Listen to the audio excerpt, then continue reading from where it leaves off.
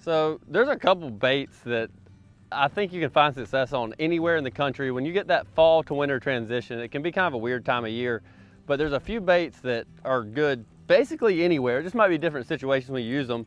One of my go-to is just a jerk bait. The jerk bait is there's always fish eating shad, and a jerk bait's a great imitator in the fall, and then when it gets colder, you can fish it slower. So a jerk bait's probably one of my go-to. And then outside of a jerk bait, a crankbait, a small crankbait. In the fall, a lot of fish are feeding on very small bait fish. So a small crankbait, and then also a small lipless crankbait is probably my go-to fall cover water type baits. They work everywhere in the country. You won't hardly find a lake that you can't catch fish on it.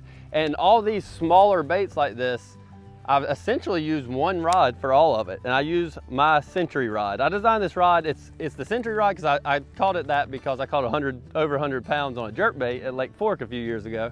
But this rod is intended for jerk baits, but I wanted one rod that you could do everything with, between jerk baiting, cranking, small rattle baits.